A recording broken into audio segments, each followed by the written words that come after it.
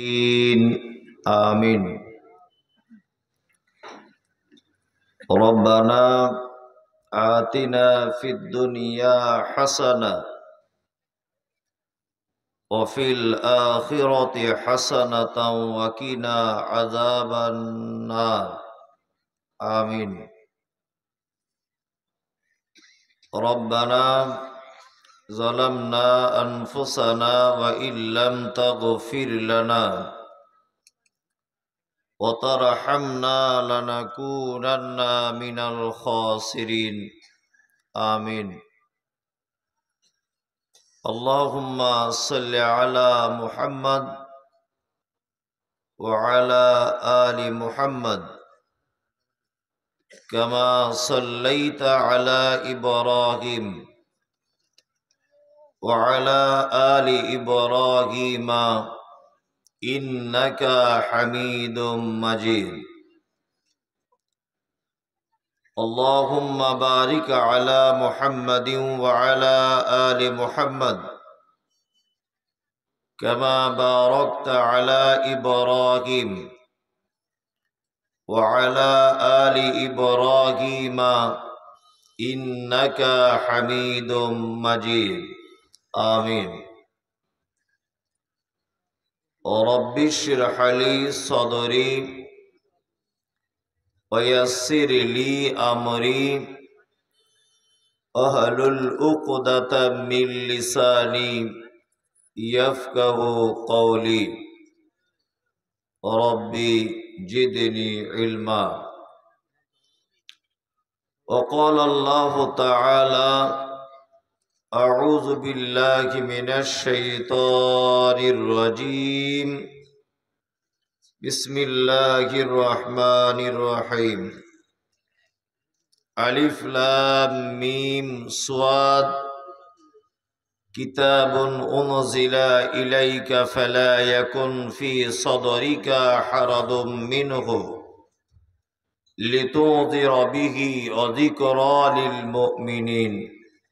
اتبعوا ما أنزل إليكم من ربكم ولا تتبعوا من دونه أولياء قليلا ما تذكرون.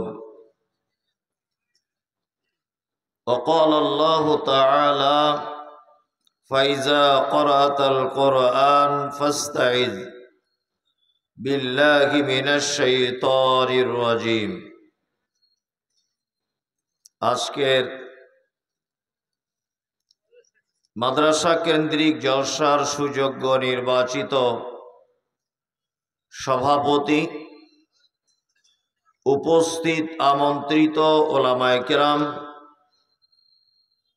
শ্রোতা হিসাবে যারা এসেছেন, চলে গেছেন, আসছেন, নারী পুরুষ আবাল বৃদ্ধ বনিতা নির্বিশেষে সকলকে জানাচ্ছি আন্তরিক শুভেচ্ছা, ভালোবাসা, প্রেম, মোবারকবাদ, ধন্যবাদ, সাধুবাদ, স্নেহাশিস যথাক্রমে শ্রেণীগতভাবে। আলহামদুলিল্লাহ, এতক্ষণ পর্যন্ত আপনারা বিভিন্ন ওলামায়ে কেরামদের কাছ থেকে হাদিস এবং কোরআনের অনুকূলে অনেক জ্ঞানগর্ভ আলোচনা শ্রবণ করেছেন। আমি একজনাকেও বলবো না যে আপনি বসুন, সরে আসুন, জায়গা পূরণ করুন, দাঁড়িয়ে থাকবেন না, এসব কিছুই আমার বলার প্রয়োজন মনে করছি না। কারণ এইসব কথা বলার মতো টাইম আর এখন নেই। এখন 12টা বাজে। এসব কথা বলা মানে আমার আমল নামাতে পাপ জড়ো করা। রাত 12টার পরে আমি কাউকে বসতেও বলবো না। আপনি চলে যেতে পারেন, বসতেও পারেন, ওটা আপনার ব্যাপার। আমি গ্রন্থ মুকুট আল কোরআনুল কারীমের 7 নম্বর সূরা, সূরা আল আরাফ, সূরা আল আরাফের 3টি আয়াত আপনাদের সামনে তেলাওয়াত করেছি। এই আয়াতগুলিকে সামনে রেখে খুব অল্প সময়ে, খুবই অল্প সময় কিছু কথা বলে আমি বক্তব্য শেষ করব। আমা তৌফিক ইল্লা বিল্লাহ, আলাইহি তাওয়াক্কালতু ওয়া ইলাইহি উনীব। সর্বপ্রথম আমাদের একটি কথা জেনে রাখলে খুব ভালো হবে, সেটা হচ্ছে এই যে আল্লাহ সুবহানাহু ওয়া তাআলা বলছেন, নাহনু নাকুসসু আলাইকা হাসানাল কসাস বিমা আওহাইনা ইলাইকা হাযাল কোরআন। সারা পৃথিবীতে যত গদ্য পদ্য কবিতা উপন্যাস আবৃত্তি যা কিছু আছে, আল্লাহ সুবহানাহু ওয়া তাআলা বলছেন সর্বশ্রেষ্ঠ কথা, সর্বশ্রেষ্ঠ গল্প আমি আল্লাহ পবিত্র আল কোরআনের ভিতরে লিপিবদ্ধ করে দিয়েছি। মানে কোরআনের থেকে শ্রেষ্ঠ কোনো আর কথা হতে পারে না। ওই জন্য আমি কোরআন থেকেই কিছু কথা আলোচনা করছি, কোনো রকমের ভূমিকা ছাড়াই।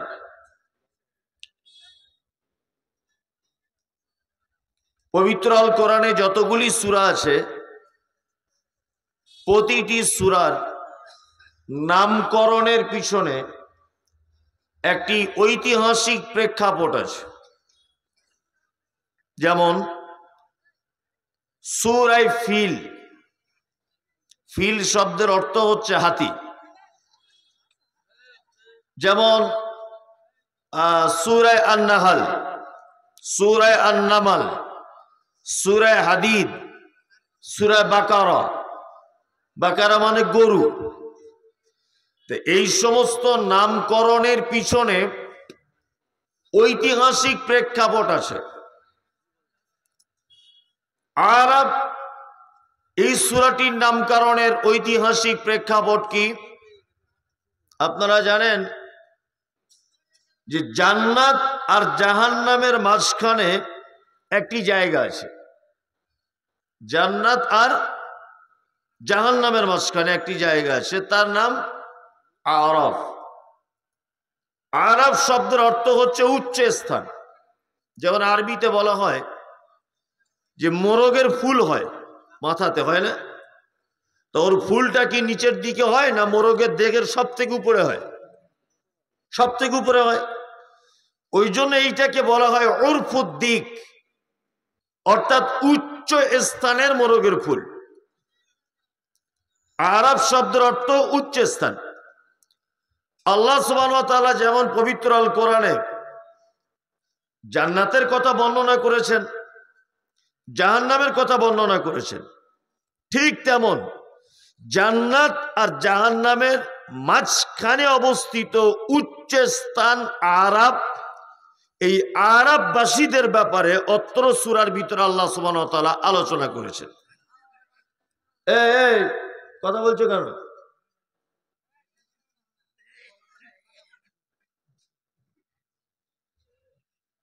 একটু বুদ্ধি রেখে কাজ করো, বুদ্ধি রেখে, পাগল হয়ে যাও না।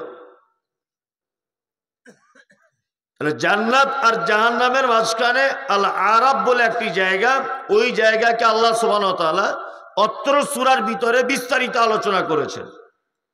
এই কারণে নামকরণ করা হয়েছে আরাফ। এটা প্রথমে বলে দিলাম। দ্বিতীয় কথা যেটা বলবো সেটা হচ্ছে এই, পবিত্র আল কোরআন তেলাওয়াত করার অনেক পদ্ধতি আছে। দেখুন, আমি যদি গতানুগতিক ভাবে বক্তব্য দিই,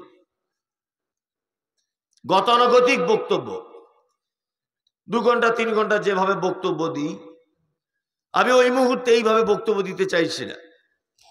আমি চাইছি এখন রাত অনেক হয়েছে, আপনি 2-1টা কথা শিখে বাড়ি যান আর আমল করবেন, কাজ হবে।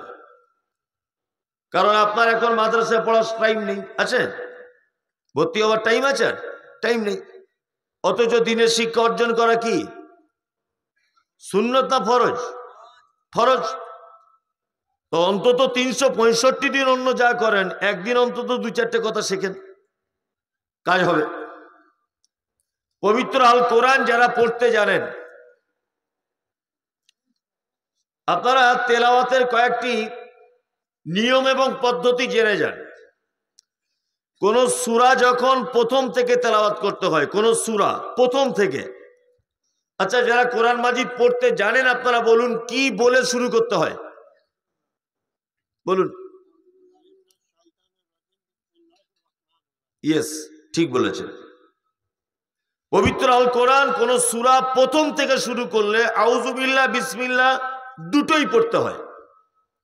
এইবার ধরে নেন আমি কোন একটা সূরার মাঝখান থেকে তেলাওয়াত করব, মাঝখান থেকে। আচ্ছা, এই ক্ষেত্রে শুধু আউযুবিল্লাহ, ঠিক বলেছেন উনি। এবার আর একটা মজার ব্যাপার বলি। আল্লাহ পবিত্র আল কোরআনের ভিতরে সূরা ফুরকানের ভিতরে বলছেন, ফাইজা ক্বারাতাল কোরআন ফাস্তাইজ বিল্লাহি মিনাশ শাইতানির রাজিম। তোমরা যখন কোরআন তেলাওয়াত করবে অবশ্যই শয়তানের কুমন্ত্রণা, তার অসওয়াসা, তার বদমাইশি, এইটা থেকে আমার নিকটে আশ্রয় প্রার্থনা করবে, তারপর কোরআন তেলাওয়াত করবে। এখানে একটা মজার কথা বলি। আচ্ছা বলুন, পৃথিবীর সব থেকে দামি ইবাদতের নাম কি?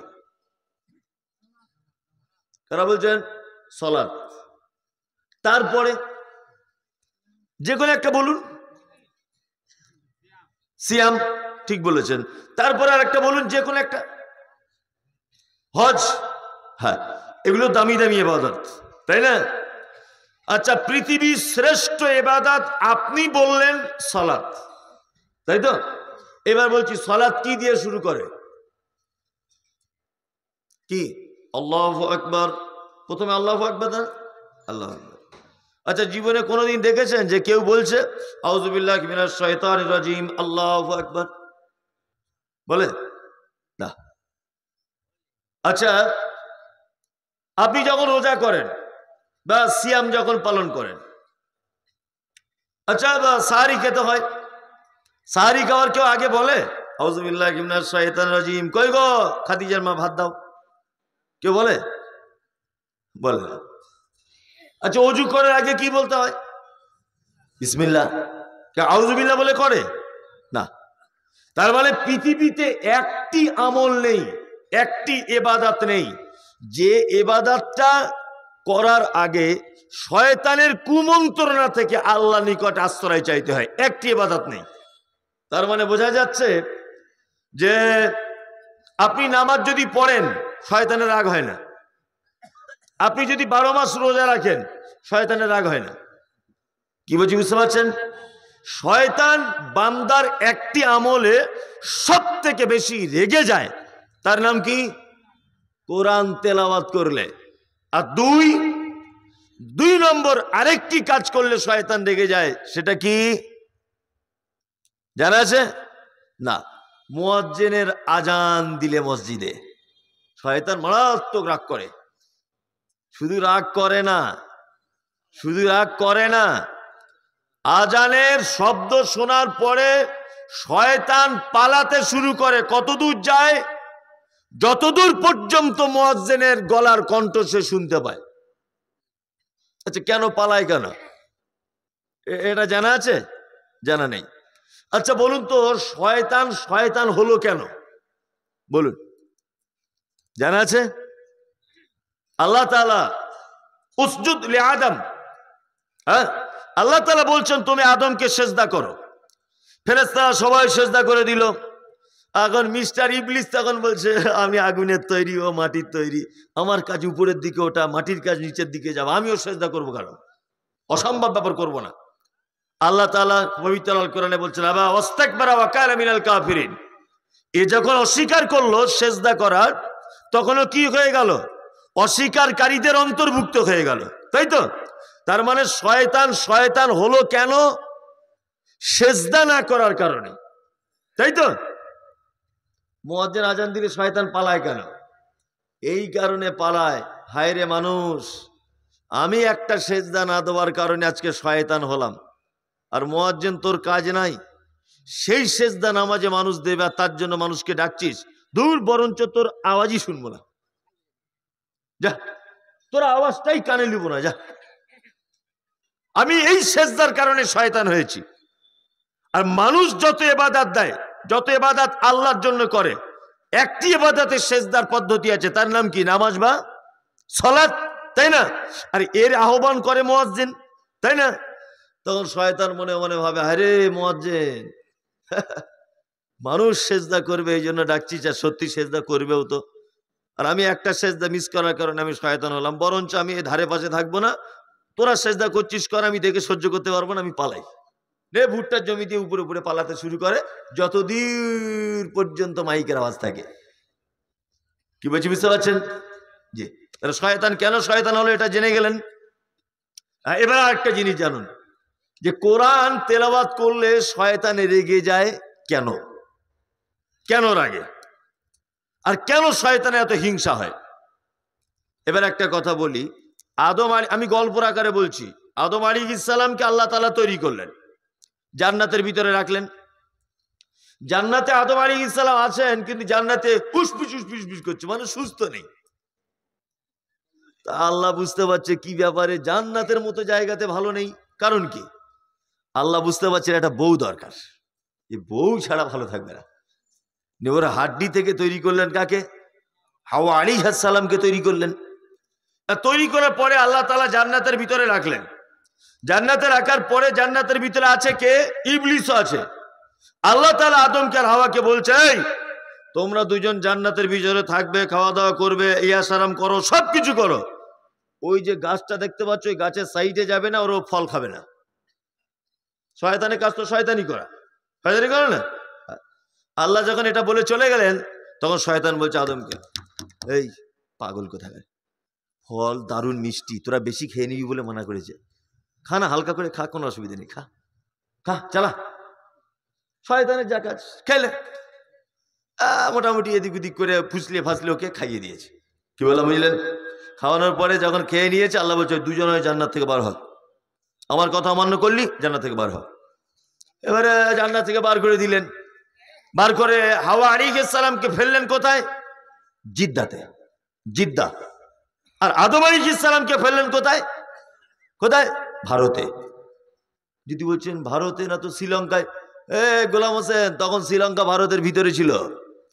যারা আজকে বলছে মুসলিমরা পরদেশী, অনুপ্রবেশকারী, এনআরসি করতে হবে, হাবি যাবি, হ্যাঁ, সমস্ত আইডেন্টি প্রুফ আমাদেরকে ভালোভাবে দেখাতে হবে, তাছাড়া দেশ ছেড়ে চলে যেতে হবে। আরে মামু, তুমি দেশের ইতিহাস জানো? সারা পৃথিবীর? তুমি সারা পৃথিবীর ইতিহাসই যাবে না, তুমি তো গরুর মুত পরীক্ষা করতে করতে এখন ব্যস্ত। তুমি ইতিহাস কি বুঝবে? হ্যাঁ, তোমার তো এখন দুটো কাজ, মসজিদের ভিতরে শিবের লিঙ্গ আর গরুর মুতের উপকারিতা কি, তোমার তার কোনো কাজ নেই। কি বলছি বুঝতে পারছেন না? আশ্চর্য ব্যাপার। যারা গরুর দুধে সোনা খোঁজে আর গরুর পেচ্ছাবে যারা রোগের ঔষধ খোঁজে, আমি মনে করি তাদের মাথাতে গরুর পচা গোবর ছাড়ার কিছু নেই। আর কাজ পেলো না, বলছে মসজিদের ভিতরে শিবের লিঙ্গ। আমি শিবকে ধন্যবাদ জানাই, শিব তুই সত্যি অরিজিনাল। হ্যাঁ, তাহলে নরেন্দ্র মোদী বুঝলো না মসজিদ কত দামি জায়গা, অমিত বাবু জানতে পারলো না, হ্যাঁ, শুভেন্দু অধিকারী বুঝতে পারলো না মসজিদ কত দামি জায়গা। অন্তত তুই তো বুঝতে পেরেছিস পৃথিবীর কোন জায়গায় নিরাপদ নেই, নিরাপদ মসজিদে। তুই তো অন্তত প্রমাণ করলি এটা শিব। ওই জন্য তোর লিঙ্গ কোথাও পাওয়া যায় না, মসজিদের ভিতরে পাওয়া যায়। তার মানে তুই মাত্র সার্টিফিকেট দিতে পেরেছিস মসজিদই অরিজিনাল জায়গা। কি বলছি বুঝতে পারছেন না? তুই সার্টিফিকেট ভালো দিয়েছিস। যে কথা বলছিলাম সেটা হচ্ছে এটা সেই ভারত, যে ভারতের মাটিতে পৃথিবীর প্রথম মানব আদম আলাইহিস সালামের পদার্পণ হয়েছিল, অর্থাৎ এই দেশের মাটিতে। ভালো করে বুঝবেন, আদম আলাইহিস সালাম এক জায়গায়, হাওয়া এক জায়গাতে, দুজন দুই মাথা থেকে দোয়া করছেন। ভুল করেছেন, এখন কি করবে? কোরআন পড়ার আগে কেন শয়তানের কাছ থেকে আল্লাহর দরবারে প্রার্থনা করতে হয় এইটা বলে বোঝাচ্ছি আপনাকে। কি দোয়া করছেন? রব্বানা যালামনা আনফুসানা ওয়া ইন লাম তাগফির লানা ওয়া তারহামনা লানাকুনান্না মিনাল খাসিরিন। আল্লাহ, জুলুম করেছি, অত্যাচার করেছি, ক্ষতিগ্রস্তদের অন্তর্ভুক্ত হয়ে আছি, মাফ করে দাও, রহম করো, দয়া করো। আল্লাহ, খুব ভুল করেছে, জীবনে কোনোদিন করবো না। বারবার বারবার বারবার যখন দোয়া করছে, তখন কি আল্লাহ বলছে, যা দুজনকে ক্ষমা করে দিলাম, তো দুজনকে ক্ষমা করে দিলাম, যা ক্ষমা করে দিলেন। এবার আদম আর হাওয়াকে আল্লাহ তাআলা ডাকলেন, ডেকে বলছেন, এই তোমাদের দুজনকে এবার পৃথিবী নামক একটা জায়গাতে পাঠাবো। কোথায়? পৃথিবী নামক একটা জায়গাতে। আদম আলাইহিস সালাম মন খুব খারাপ, যে একবার তো ইবলিস শয়তান জান্নাত থেকে বার করে দিল ফুসলে ফাসলে, তো মনে মনে ভাবছে যে পৃথিবীতে আবার আমাদের সঙ্গে কেউ থাকবে? আল্লাহ বলছে শয়তানও থাকবে। তখন আদম আলাইহিস সালাম মন খুব খারাপ, ইস একবার জান্নাত থেকে বার করে দিল, আবার এই শয়তানটা আমাদের সাথে থাকবে। আল্লাহ এবার আদমের মনের ব্যাপারটা বুঝতে পেরে বলছেন, আদম আমি হাওয়াকে তোমাকে পৃথিবীতে পাঠাবো, তবে একটি জিনিস তোমাদেরকে সাথে দিব। সেটা কি? না, তোমাদের দুজনের কাছে একটি কিতাব দেব। এই কিতাব অনুযায়ী যদি তোমরা দুজন চলতে পারো, তাহলে শয়তান তোমাদের কোনো ক্ষতি করতে পারবে না। আদম আলাইহিস সালাম এটা বলার পরে শান্তি পেলেন মনের দিকে। শয়তান এখন ভাবছে মনে মনে, ও তাহলে কিতাব দেবে, আর ওই কিতাব অনুযায়ী ওরা দুজন চলবে, তোমার কিতাবের 12টা বাজাবো, কিতাব পরিবর্তন করে দেবো। ওই জন্য দেখবেন আদম থেকে নিয়ে ঈসা আলাইহিস সালাম পর্যন্ত পৃথিবীতে যত নবী এবং রাসূলের কাছে কিতাব এসেছে, প্রতিটি কিতাব শয়তান পরিবর্তন করে দিয়েছে মানুষের মাধ্যমে। তার একটা জ্বলন্ত প্রমাণ আপনাদেরকে দিই। ঈসা আলাইহিস সালামের কাছে একটি আসমানি কিতাব এসেছিল, তার নাম কি? ইনজিল। বর্তমান খ্রিস্টান ভাইয়েরা যে বাইবেলটি ব্যবহার করে ধর্মীয় গ্রন্থ হিসাবে, এই বাইবেলের ব্যাপারে তারা বলে এটা হচ্ছে সেই বাইবেল যেটা আমাদের নবী, আমাদের আল্লাহ যিশুর কাছে এসেছিল। কি বলছি বুঝতে পারছেন? আপনাকে একটা তথ্য পেশ করছি। পবিত্র আল কোরআন অবতীর্ণ হয়েছে আরবিতে, আর যিশু অর্থাৎ ঈসা আলাইহিস সালামের কাছে যে কিতাব এসেছিল ইনজিল, ওই কিতাবটা আরবি ভাষাতে আসেনি। ওই ভাষাটা অবতীর্ণ হয়েছিল ইয়ারমিক ভাষাতে, পরবর্তীতে ট্রান্সলেট করা হয়েছিল হিব্রু ভাষাতে। সারা পৃথিবীর কোন জাদুঘরে, সারা পৃথিবীর কোন ব্যক্তিত্ব সম্পূর্ণ মানুষের বাড়িতে কোন রকম ভাবে সংরক্ষিত নেই ইয়ারমিক ভাষার ওই ইনজিল। বর্তমান খ্রিস্টান ভাইরা যে বাইবেল ব্যবহার করে, এই বাইবেলটি খ্রিস্টান যাজকদের নিজস্ব তৈরি করা বাইবেল। এর সঙ্গে ঈসা আলাইহিস সালামের ইনজিলের কোনো সম্পর্ক নেই। এবার যে মজার ব্যাপারটা বলবো আর কি, এবারে শেষ নবী ঈসা আলাইহিস সালামের পরে কোন নবী এসেছেন? মুহাম্মদ সাল্লাল্লাহু আলাইহি সাল্লাম। মুহাম্মদ সাল্লাল্লাহু আলাইহি সাল্লামের কাছে কোন কিতাব এসেছে? আল কোরআন। শয়তান তখন ভাবছে যে খ্রিস্টানদের দিয়ে ইনজিল পরিবর্তন করে বাইবেল করে দিয়েছি, তাহলে এবার আমার নবী তো মুহাম্মদ শেষ, আর তো নবী আসবে না, তাহলে এর কাছে যে কিতাবটা আসছে এটা একটু পরিবর্তন করে দিলে আমার শেষ। কি বলছি বুঝতে পারছেন না? আল্লাহ কোরআনে আয়াত অবতীর্ণ করলেন, ইন্না নাহনু নাযালনা যিকরা ওয়া ইন্না লাহু লাহাফিজুন। আমি যে কোরআন অবতীর্ণ করেছি, এই কোরআন সংরক্ষণের দায়িত্ব আমি আল্লাহ নিজে হাতে নিলাম। শয়তান তখন দেখছে মহা বিপদ, আমি আল্লাহর তৈরি, মুহাম্মদ আল্লাহর তৈরি, কোরআন আল্লাহর কথা, জিবরিল আল্লাহর ফেরেশতা। এখন আল্লাহ যদি এক সংরক্ষণের দায়িত্ব নেয়, তাহলে তো আর পরিবর্তন করা যাবে না। কোরআন পরিবর্তন করা গেছে? যায়নি। তখন শয়তান ভাবছে এই বিধান যদি পরিবর্তন করতে না পারি, তো অন্তত পক্ষে এইটা পড়া তো বন্ধ করতে হবে। তো কি করা যাবে? না, শুভেন্দু অধিকারী পাছাতে লেগে একটু উস্কানি দিয়ে দিই যে মাদ্রাসায় সন্ত্রাস হয়, যা মাদ্রাসায় সন্ত্রাস হয়। আর দিলীপ বাবুকে একটু লাগিয়ে দিই, ওরা দুজন গটাপ করে বলবে ওই মাদ্রাসায় সন্ত্রাস হয়, তালা মেরে দাও। কি বলছি বুঝতে পারছেন না? এখন শয়তান দিলীপ বাবু আর অমিত বাবু, নরেন্দ্র মোদী বাবু আর আপনার শুভেন্দু বাবুর মাথাতে শয়তান একেবারে বারবার পেচ্ছাপ করছে আর বলছে মাদ্রাসা বন্ধ করতেই হবে, কারণ কোরআন পড়া থেকে মানুষকে দূরে সরাতে হবে। কি বলছি বুঝতে পারছেন না? আল্লাহু আকবার। আমি শুধু অবাক হচ্ছে, একটা জিনিস অবাক, আজকেই শুভেন্দু বাবু একটা বক্তব্য রাখছেন সোশ্যাল মিডিয়াতে যে মাদ্রাসা মানুষ তো সন্ত্রাসবাদ হয়, ওই মানুষ খুন করার ট্রেনিং হয়, ওরা জঙ্গি। সারা পশ্চিম বাংলাতে যত সরকারি সিনিয়র জুনিয়র যত মাদ্রাসা আছে, সমস্ত সরকারি মাদ্রাসায় আমার মনে হয় এটা তদন্ত করলে পাওয়া যাবে, কোন মাদ্রাসায় 60%, কোন মাদ্রাসায় 70% হিন্দু শিক্ষক নিয়োগ করা হয়েছে না? এখনকার সিনিয়র হাই মাদ্রাসাগুলোতে হিন্দু শিক্ষক আছে না নেই? আচ্ছা, তাহলে মুসলমানদের মাদ্রাসা যদি সন্ত্রাস হয়, নিশ্চয়ই ওই হিন্দু ভাইরা সন্ত্রাসবাদীদের শিক্ষক, তাই না? শিক্ষক হয়, শিক্ষক হবে না? শিক্ষক হবে। কাজ কিছু খুঁজে পায় না। বলছে পশ্চিম বাংলার হিন্দুরা সুরক্ষিত নেই। 1000 বছর সারা ভারতবর্ষে আমরা শাসন করেছি মুসলিমরা, তখন হিন্দুদের অসুবিধা হয়নি, নিরাপদে ছিল। তারপরে ব্রিটিশদের আমলে নিরাপদে ছিল, মোগলের আমলে নিরাপদে ছিল, আপনার শেরশাহর আমলে নিরাপদে ছিল, শাহজাহানের আমলে নিরাপদে ছিল, হুমায়ুনের আমলে মুসলিমরা হিন্দুরা নিরাপদে ছিল। শুধু হিন্দুরা নিরাপদে নেই নরেন্দ্র মোদীর সময়। কি বলছে বুঝতে পারছেন না? অথচ সারা ভারতবর্ষের ইতিহাসে ভারত স্বাধীনতার পর থেকে আজ পর্যন্ত একটা প্রধানমন্ত্রী মুসলিম হয়নি। হয়েছে? পশ্চিম বাংলাতে কোনো একটা মুখ্যমন্ত্রী মুসলিম হয়েছে? মুখ্যমন্ত্রী ওরা, প্রধানমন্ত্রী ওরা, রাজ্যপাল ওরা, আর রাষ্ট্রপতি ওরা, বিডিও ও, এসডিও ও, ডিএম ও, প্রধান ও, পঞ্চায়েত ও, সব তোমরা দায়িত্বে বসে আছো, তারপরেও বলছো আমরা নিরাপদে নেই। হ্যাঁ, তার মানে বুঝতে হবে তোমরা নিজেরাই খারাপ।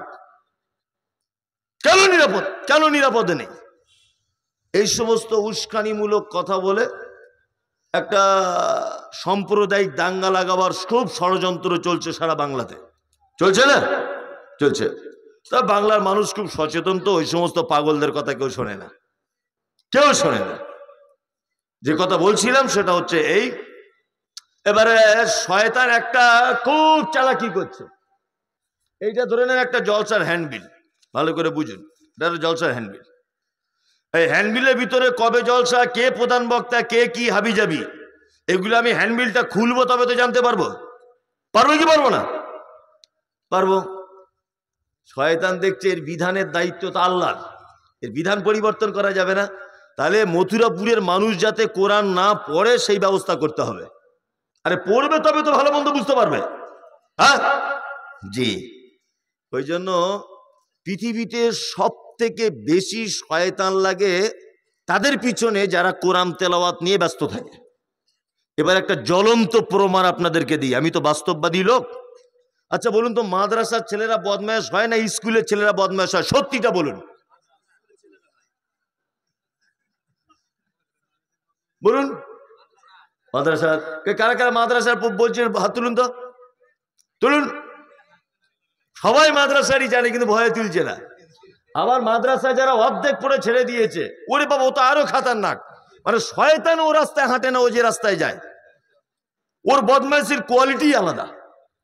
কি বলছি বুঝতে পারছেন না? এর সব যুক্তি আছে, সব কারণ আছে। তাহলে স্কুলের ছেলেদের শয়তান রাগ করে না কেন বলুন তো?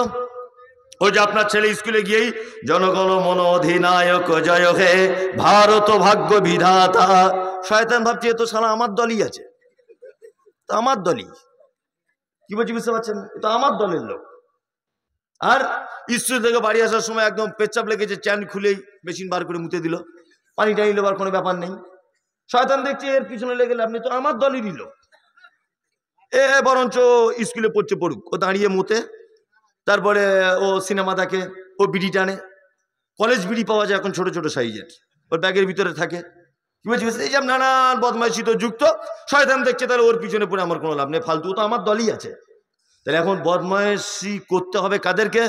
না, মথুরাপুর মাদ্রাসায় যারা কোরআন শিখছে এদেরকে আগে কোরআন পড়া থেকে বিরত করতে হবে। নিয়ে একটা মাদ্রাসার ছাত্রর 4000 করে শয়তান লেগে আছে ওর মাথাতে। ফালতু ইমামতি করতে হবে, 4000 টাকা বেতন, চল রাজমিস্ত্রির কাছে চল, মাদ্রাসা পড়বো না। মানে ওর পিছনে শয়তান লেগেই আছে, শয়তান লেগেই আছে। শয়তান এত করে লেগেছে, আল্লাহু আকবার। মানে ওদের কাছ থেকে পার হয়ে ওকে আলেম হওয়া বড় কঠিন, কঠিন না? কঠিন। আমার মনে হয় যত ছেলে মুর্শিদাবাদের মাটিতে মাদ্রাসায় পড়েছে তত ছেলে যদি আলেম তৈরি হতো, একটা পরিবারে মনে হয় 4-5টা হাফেজ মাওলানা পাওয়া যেত, যেত না? একটাও হতে পেরেছে? বলুন।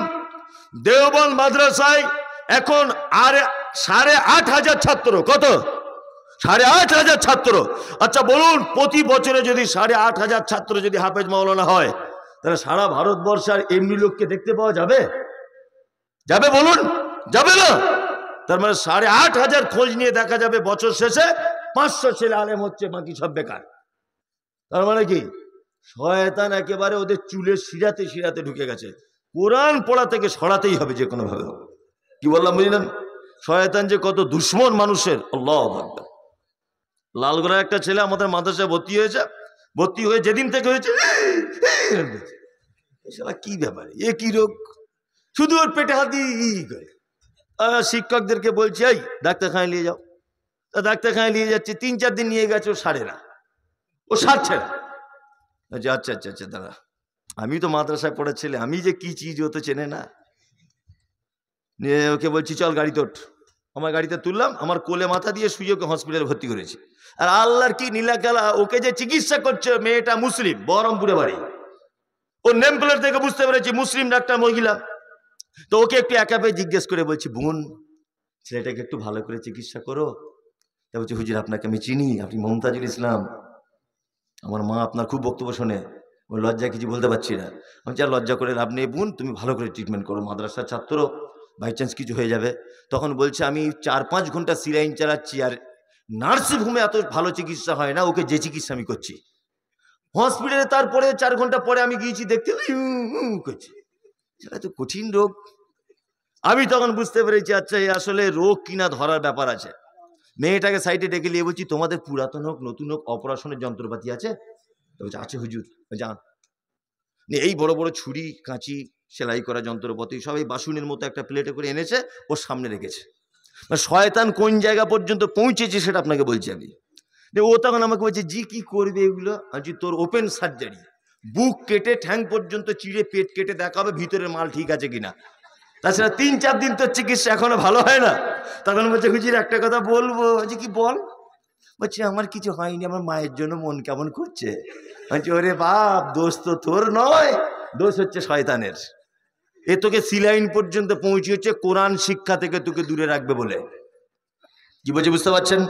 তার মানে স্কুলের পড়া ছেলের থেকে মাদ্রাসায় পড়া ছেলে বদমায়েশ সবার একটা কারণ হচ্ছে এই, ওই যে জনগণ মনোধিরায় ওকে জয় হয়ে ভারত ভাগ্য বিধাতা, শয়তান দেখছি তো আমাদের দলই লোক, ওর পিছনে লেগে আমার লাভ নেই। বরঞ্চ আলহামদুলিল্লাহ রাব্বিল আলামিন আর রহমানির রহিম মালিক ইয়াউমিদ্দিন আল্লাহু লা ইলাহা ইল্লা হুয়াল হাইয়ুল কাইয়্যুম লা তাখুযুহু সিনাতুন ওয়ালা নাওম, এইগুলো যারা করছে শয়তান দেখছে এদেরকে এর থেকে বিরত রাখতে হবে। কারণ এরা তেলাওয়াত করলেই স্রষ্টার সম্পর্কে জ্ঞান চলে আসবে, তখন আর আমার কলে সহজে পড়বে না। ওই জন্য সব থেকে বড় শত্রু হচ্ছে কোরআন তেলাওয়াতকারীর শয়তান। ওই জন্য আল্লাহ তাআলা বলেছেন, ফাইজা কারাতাল কোরআন ফাস্তাইদ বিল্লাহি মিনাশ শাইতানির রাজিম, তোমরা যখনই কোরআন তেলাওয়াত করবে শয়তানের কুমন্ত্রণা থেকে আমার কাছে একবার আশ্রয় চেয়ে নাও, তারপরে কোরআন মাজিদে হাত দাও। তবে শয়তান কিন্তু জয় হয়েছে বল খেলার মাঠে, ওরাই ফার্স্ট প্রাইজ পেয়েছে, পেয়েছে না? কোরআন পড়েন? কোরআন পড়েন? পড়েন না। তবে কোরআন পড়ার অবশ্যই একটা সিজন আসছে সামনে, রমজান মাস, এটা সাংঘাতিক সিজন। ইমাম সাহেবের চাকরি টেকারই মুশকিল, আর ফতোয়ার তো শেষ নাই। হুজুর দুপুরবেলাতে বইয়ের গায়ে হাত লেগে গেছে না, হবে হবে? ফতোয়ার শেষ নাই, থুতু গিলে নিয়েছি মনি সাহেব, হবে? অথচ 11 মাস ও ঘুরেছে, মুতে পানি লাইনি, হ্যাঁ, আর ও থুতু গিলে নিয়ে ফতোয়া জিজ্ঞেস করছে। এইসব ভণ্ডামি আসছে। আর কিছুদিন পরে জুতো চুরি, ইমাম সাহেবের সাথে ঝামেলা, ওকে ঘুমোতে দেবে না, ডিস্টার্ব করবে, কারো জুতো চুরি হয়ে যাবে, ইফতার নিয়ে মারামারি, তাই না? হবে কি হবে না? কোরআন পড়া নিয়ে মারামারি, এ সাংঘাতিক ব্যাপার। আল্লাহু আকবার। লাইলাতুল কদরে রাত জাগতে হবে। কি রাত জাগা? এতে কাবে বসছে বিড়ি নিয়ে, আল্লাহর কসম করে বলছে কত সত্য। এতে কাবে বসছে 4-5 বান্ডিল বিড়ি নিয়ে। আমি ধরে ফেলে দিয়েছি বর্ধমানে একটা লোক, এই চাচা কি ব্যাপার? বলছে আমি তো ভিতরে খাই না, আমি মশারি থেকে বার হয়ে বাইরে গিয়ে খাই। দেখুন অবস্থা, বিড়ি নিয়ে এতে কাবে বসছে, যত মানে ভণ্ডামি আসছে। তবে এই আবেগে ভাসিয়ে দিলে চলবে না, আবেগে ভাসলে চলবে না। কোরআন তেলাওয়াত করুন, কি রমজান মাস, কি এমনি দিনে কোরআন তেলাওয়াত করুন। আল্লাহ, কোরআন তেলাওয়াতের ব্যাপারে হাদিসের ভিতরে বলা হচ্ছে যে একটা লোকের জাহান্নাম একেবারে সিলেক্ট হয়ে গেছে, জাহান্নামে যাবে, এই জাহান্নাম যাবে, এর আর বাঁচানোর কোনো রাস্তা নেই। অনেক সময় মানুষের ফাঁসি হয়ে গেলে তখন তার রাষ্ট্রপতির কাছে প্রাণ ভিক্ষা করার একটা অপশন থাকে কি থাকে না? থাকে, থাকে। যে লোকটার জাহান্নাম একেবারে ফয়সালা হয়ে গেছে ওই লোকটার কাছে দুইটা আমল এসে বলবে। এক, ওই লোকটা যদি কোরআন তেলাওয়াতকারী হয় তা কোরআন তেলাওয়াত নিজে এসে বলবে, আল্লাহ ও আমাকে তেলাওয়াত করেছিল, ও আমাকে তেলাওয়াত করেছিল, আমি ওকে জাহান্নাম থেকে বাঁচাবই বলে কোরআন তেলাওয়াত নিজে আল্লাহর সাথে তর্ক বিতর্কে লাগবে। যতক্ষণ পর্যন্ত এক পর্যায়ে ওই লোকটাকে জান্নাতে না দেওয়া হবে কোরআন তেলাওয়াত তার পিছন থেকে হটবে না। কি বলছি বুঝতে পারছেন? আল্লাহু আকবার। দুই, নফল সিয়াম বা ফরজ সিয়াম তার যদি থাকে, সিয়াম ঢাল স্বরূপ দাঁড়িয়ে গিয়ে আল্লাহকে বলবে, আল্লাহ দিনের বেলা বৈধ স্বামী স্ত্রী মিলন ছিল কিন্তু আমি ওকে করতে দিইনি। হ্যাঁ, ও অনেক সময় মিথ্যা কথা বলতো কিন্তু আমি 12 থেকে 14 ঘন্টা মিথ্যা থেকে আটকে রেখেছিলাম। কঠিন পিপাসায় কাতর হয়ে পড়েছিল, পাথর ভাঙা কাজ করে মাঠে, হ্যাঁ নাঙল চালিয়ে কষ্ট হয়েছিল, পিপাসা পেয়েছিল কিন্তু আমি তাকে পানি পান করা থেকে দূরে সরিয়েছি। আল্লাহ এটা যদি ও তোমার সন্তুষ্টির জন্যই করে তাহলে আমি সিয়াম ঢাল হয়ে বলছি ওকে জান্নাত দিয়ে দাও। তখন আল্লাহ সুবহানাহু ওয়া তাআলা বলবেন, আহারে বান্দা আমার জন্যই, হ্যাঁ ঠিক আছে তোকে জান্নাত দিয়ে দিলাম। কোরআন বেশি করে তেলাওয়াত করবেন। চলুন আমি এবার যে সূরাটা বলছি ওটা বলে দিই। তাহলে আউযুবিল্লাহ বিসমিল্লাহ দিয়ে শুরু করতে হবে। আউযুবিল্লাহটা বললাম, বিসমিল্লাহটা আর বলা হবে না, আবারও অন্য গ্রামে এলে বলবো।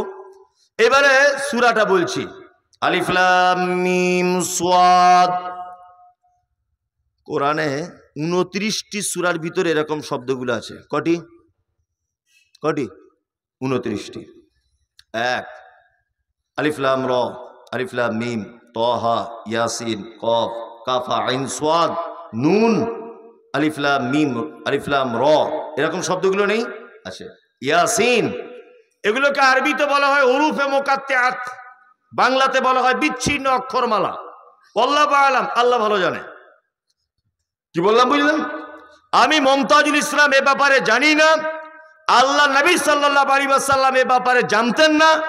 আর সব থেকে আশ্চর্য ব্যাপার, সাহাবায়ে কেরামগণ আল্লাহ নবীকে এ ব্যাপারে কোনো প্রশ্নই করেননি। এত ভদ্রতা ছিল। আমাদের তো প্রশ্ন শেষ নেই। মানে পাঞ্জাবিওয়ালা লোক দেখলেই প্রশ্ন।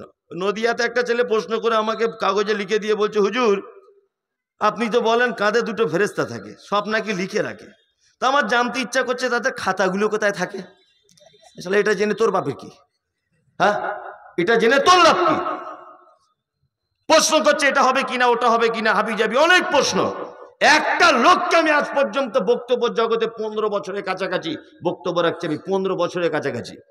এই 15, 12, 14, 15 বছরের ভিতরে একটা লোককে দেখতে পেলাম না যে লোকটা আমি জলসা করতে এসেছি আমাকে এসে বলছে মমতাজুল বেটা বা মমতাজুল ভাই বা মমতাজুল চাচা বা মমতাজুল বন্ধু। আত্তাহিয়াতটা আমার একবার হচ্ছে কি দেখো তো। আমি 2 রাকাত নামাজ পড়ছি, এই নামাজটা আল্লাহর নবীর পদ্ধতিতে হচ্ছে কি দেখো তো বেটা একটু। আল্লাহুম্মা বায়েত বাইনিটা আমি বলছি, দেখো তো বাপ আমার হচ্ছে কি না। না, নিজে কি করে সংশোধন হব এই উদ্দেশ্যে নিয়ে যে একজন আলেমকে জিজ্ঞাসা করবে, এই সব কিছু নয়। ফেরেশতাদের খাতা কোথায় থাকে এটা জেনে তোমার বাপের কি? বদমাইশির জায়গা পাও না। তোমার মুখে দাড়ি নেই, তুমি এক প্রশ্ন কেন করছো না যে দাড়ি না রাখলে কি পাপ? তোমার বেটা গাঁটের নিচে কাপড় পরে, তুমি এই প্রশ্ন কেন করো না যে গাঁটের নিচে কাপড় পরা জায়েজ কি না জায়েজ? তোমার বেটা চুল কেটেছে হানি সিং এর মতো, তুমি প্রশ্ন করছো না এই চুল কাটা কোন হাদিসে আছে? তোমার বদমাইশি এটাই। আলেম ওলামাদের দাড়ি টুপিওয়ালাদের কি করে অপমান করা যায়, মানে আগে থেকে জেনে এসে আবার চিরকুটি দিয়ে জানছে, মানে ও পারে কিনা দেখি।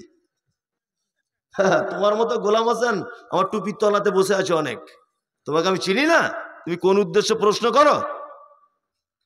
সব ভণ্ডামি। নিজে কোনোদিন ইমাম সাহেবকে গিয়ে বলে না মসজিদে যে আমি 2 রাকাত নামাজ পড়ছি, আল্লাহ নবীর মতো নামাজটা হচ্ছে কি দেখুন। এইসব ধান্দা নেই। সাহাবায়ে কেরামগণ আল্লাহ নবী সাল্লাল্লাহু আলাইহি ওয়াসাল্লামকে জিজ্ঞাসা করেনি, আর এই ব্যাপারগুলোতে আমার কথা বলার রাইট নেই। আল্লাহ তাআলা তারপরে বলছেন, কিতাবুন উনজিলা ইলাইকা, কোরআন এটি একটি কিতাব যা আপনার উপর অবতীর্ণ করা হয়েছে। ফালা ইয়াকুন ফি সাদরিকা হারাদুম মিনহু লিতুনযিরা বিহি ওয়া যিকরা লিল মুমিনিন। আর এই কোরআনের দাওয়াত দিতে গিয়ে যদি কোনো সমস্যার সম্মুখীন আপনি হন, তাহলে আপনার মনে যেন কোনো সংকীর্ণতা, ভয় ভীতি যেন কাজ না করে।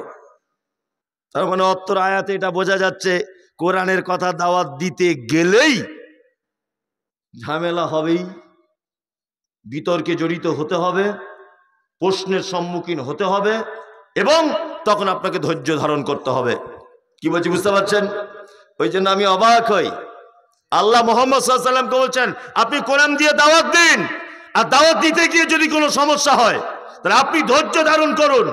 আপনার মনে যেন কোনো ভয় যেন কাজ না করে, কোনো সংকীর্ণতা যেন কাজ না করে। আমি অবাক হই একটা জিনিস, বর্তমান বাজারে তবলিগ জমাতের অনেক পদ্ধতি আছে, তবলিগের নেই আছে না? আছে। আমার মনে হয় মাটির মানুষ যদি দেখতে চান তাহলে তবলিগ জমাতদের দিকে দেখা যাবে। মাটির মানুষ, আপনি গাল দিলেও হাসে, আমি নিজে দেখেছি। আপনি গাল দেবেন দেখবেন হাসছে, হাসছে না? হাসছে। এত ভালো লোক, এত ভালো লোক, ওরা কাউকে গালও দেয় না। কত মসজিদে খবর পাওয়া যায় হাঁড়ি হোন্ডা নিয়ে ঢুকেছে, ছুঁড়ে ফেলে দিয়েছে, তবুও বলছে ভাই নামাজ পড়ুন, ভাই নামাজ পড়ুন, ভাই নামাজ পড়ুন। এরকম করতে নেই মানুষের সাথে, এত ভদ্র ব্যবহার। কি বলছি বুঝতে পারছেন?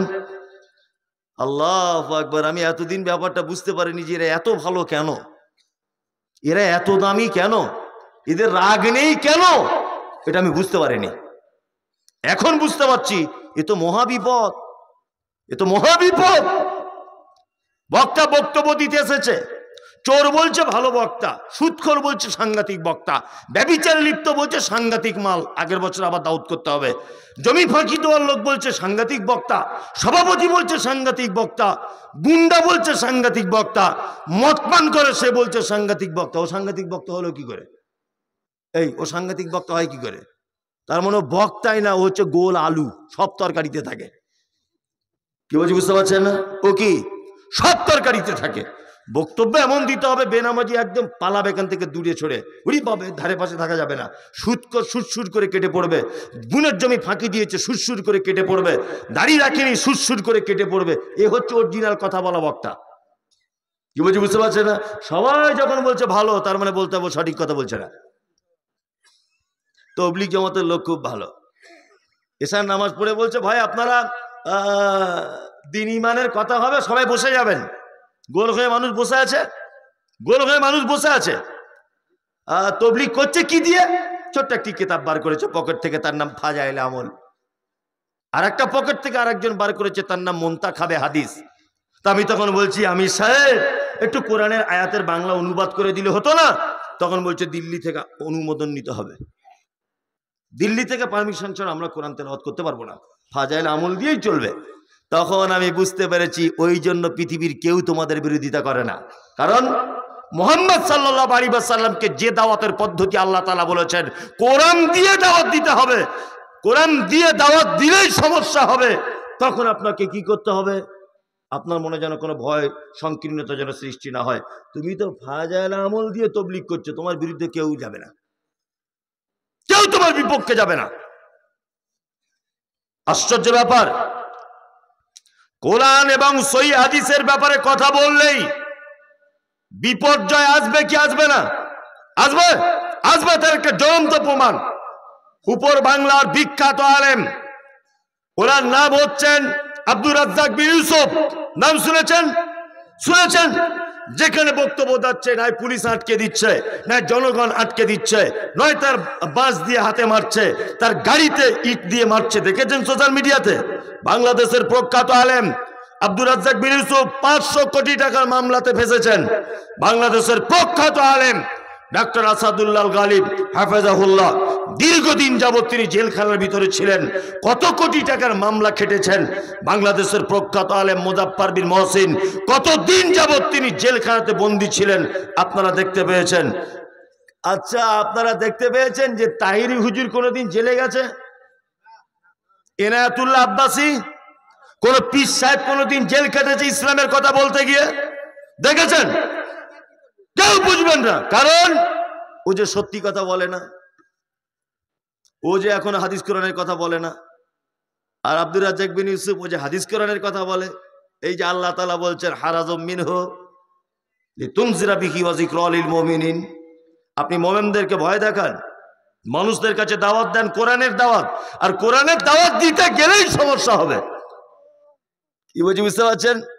সারা বাংলা জুড়ে যত পীর সাহেব আছে এদের কোনো শত্রু নেই, একটাও শত্রু নেই এদের। কি বলছি বুঝতে পারছেন? অথচ আব্দুল্লাহ সালাফি দীর্ঘদিন জেল খেটে তবে বাড়ি এসেছে। কি বলছি বুঝতে পারছেন? আমি বক্তব্য রাখছি, বলছে মমতাজুল ইসলাম আমেরিকার টাকা খায়, আনাউল হক ফাইজি আমেরিকার দালাল, আব্দুল্লাহ সালাফি আমেরিকার দালাল, রাজ্জাক বিন ইউসুফ ওরে বাবা তো আমেরিকার বড় দালাল। কি বলছি বুঝতে পারছেন না?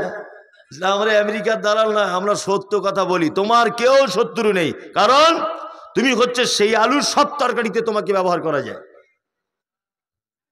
অথচ আল্লাহ সুবহানাহু ওয়া তাআলা বলছেন মুহাম্মদ সাল্লাল্লাহু আলাইহি ওয়াসাল্লামকে, আপনি কোরআনের দাওয়াত দেন মানুষকে, লিতুনজিরা বিহি ওয়া যিকরা লিল মুমিনিন। আর কোরআনে মুমিনদের জন্য রয়েছে অসংখ্য উপদেশ। পবিত্র আল কোরআনে উপদেশ নেই? হ্যাঁ, উপদেশ আছে না? আছে। আল্লাহ সুবহানাহু ওয়া তাআলা তারপরে বলছেন ইত্তাবিউ মা উনজিলা ইলাইকুম মির রাব্বিকুম ওয়া লা তাত্তাবিউ মিন দুনিহি আউলিয়া কলিলাম মা তাযাক্কারুন।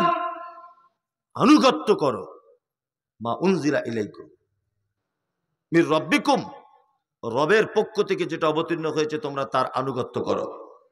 আচ্ছা, আমাদের আনুগত্য করতে হবে কি? রবের পক্ষ থেকে যেটা অবতীর্ণ হয়েছে তার নাম আল কোরআন। এইখানে আবার একটা দল বার হয়েছে বর্তমানে, এগুলো জেনে বলে দিতে হবে জাতিকে। এসবগুলো না বললে ক্যান্সারে পরিণত হবে, তখন আর চিকিৎসা করেও রোগ সারবে না। বর্তমানে একটা দল বার হয়েছে, তাদের দাবি হচ্ছে এই যে আমরা কোরআন মানবো, হাদিস মানবো না। তার নাম আহলে কোরআন। দেখতে পাচ্ছেন সোশ্যাল মিডিয়াতে আহলে কোরআন। এটা তো আহলে কোরআন না, এরা আহলে শয়তান সব। যদি বলছেন কেন, তাদের একটা মাত্র দলিল পবিত্র আল কোরআনের আয়াত, এই আয়াতটা আল্লাহ তাআলা বলেছেন ইত্তাবিউ মা উনজিলা ইলাইকুম মির রাব্বিকুম, আমার রবের পক্ষ থেকে যেটা অবতীর্ণ হয়েছে তোমরা তার আনুগত্য করো। ওদের দলিল এটাই। এবার একটা কথা আমি বলছি, খুব মনোযোগ দিয়ে যুক্তিপূর্ণ কথা বোঝার চেষ্টা করুন। আমি একজন স্কুল টিচার, ফানসুর আমার ছাত্র, ধরে নেন ফানসুর ভাই আমার ছাত্র। আমি 2 মিনিটের জন্য ফানসুর ভাইকে তুমি বলে কথা বলে ব্যাপারটা বোঝাই। ফানসুরকে আমি বলছি তুমি তো আমার ছাত্র, তা তোমাকে লালগোলা আব্দুল্লাহ বলে একটা লোকের কাছে পাঠাবো। লোকটা খুব সম্ভ্রান্ত মানুষ, খুব উচ্চ শিক্ষিত মানুষ। 10 দিনের জন্য তোমার কাছে থাকতে হবে ওর কাছে তোমাকে। তা ফানসুর তুমি এক কাজ করবে, ও যা যা তোমাকে বলবে তুমি তাই তাই মতো করে চলবে। তাহলে আমি ফানসুরকে পাঠালাম কোথায়? লালগোলায় আব্দুল্লাহর কাছে। আর আমি ফানসুরের কে হচ্ছি? শিক্ষক। এবার ফানসুর আব্দুল্লাহর কাছে গেছে লালগোলাতে। আব্দুল্লাহ যাবার পরেই বলছে আমার মাথাটা একটু তেল লাগিয়ে দাও তো। ফানসুর তখন বলছি এটা তো বলা হয়নি আমাকে তেল লাগানোর কথা। বলছে আচ্ছা আচ্ছা আচ্ছা ঠিক আছে, আমার মোটর সাইকেলটা একটু ভালো করে মুছে দাও। বলছি এটাও তো বলা হয়নি। আচ্ছা, আমি ওকে বলেছি যা কিছু বলবে সমস্ত কথা অনুযায়ী চলবে। তার মানে আর তেল দেওয়াটা আলাদা করে বলা লাগে? এখন যদি এখানে বলি যে সব লোক চোর, মাইকলা বাদ যাবে? ও চোর। সভাপতি বাদ যাবে? ও চোর। প্যান্ডেলওয়ালা বাদ যাবে? ও চোর। সমস্ত মানে বহু বচন শব্দ ব্যবহার করে দিয়েছি। তখন তো আর এই সাইকেল মোচাটা নাম ধরে বলে দেওয়া যায় না? যায় না। নিয়ে ফানসুর ওই আব্দুল্লাহর কথা দুটো একটা শুনছে, দুটো একটা শুনছে না। আচ্ছা বলুন, যদি ফানসুর আব্দুল্লাহকে যদি অপমান করে তাহলে ও অরিজিনাল অপমান করলো কাকে? হ্যাঁ, শিক্ষককে করলো না? কারণ আমি তোকে পাঠিয়েছি ওর কাছে। ওকে মানা মানে আমার মান রক্ষা করা, তাই তো? যারা বলছে আহলে কোরআন, আল্লাহ তাআলা পবিত্র কোরআনের ভিতরে বলছেন কি, কুল ইন কুনতুম তুহিব্বুনাল্লাহ ফাত্তাবিউনি। সুবহানাল্লাহ। তোমরা যদি আমার ভালোবাসা যদি পেতে চাও, কে বলছে এটা? আল্লাহ। তোমরা যদি আমার ভালোবাসা যদি পেতে চাও ফাত্তাবিউনি, তাহলে মুহাম্মদ সাল্লাল্লাহু আলাইহি ওয়াসাল্লামের আনুগত্য করে চলো। কি বলছি বুঝতে পারছেন? তার মানে আল্লাহর ভালোবাসা পেতে গেলে কি করতে হবে? মুহাম্মদ সাল্লাল্লাহু আলাইহি ওয়াসাল্লামের আনুগত্য করে চলতে হবে। আল্লাহ আমাদেরকে পাঠাচ্ছেন, মুহাম্মদ যা বলে তোমরা সেই অনুযায়ী চলো, তাহলে আমাকে পেয়ে যাবে। তার মানে যারা বলছে আহলে কোরআন, এরা টিকে থাকতে পারবে? পারবে? পারবে না। আল্লাহু আকবার। এবারে আর একটা কথা বলি, কিছু মানুষ আছে তাদের দাবি হচ্ছে এই, আমরা কোরআন হাদিস মানবো, তার সাথে সাথে কিছু পীর ফকির এদেরকেও মানতে হবে। এদের একেবারে অপমান করা যাবে না। তাদের দাবি আছে না নেই? আর মানছেও তাই, মানছে না? মানছে। আল্লাহু আকবার। একদমই নয়।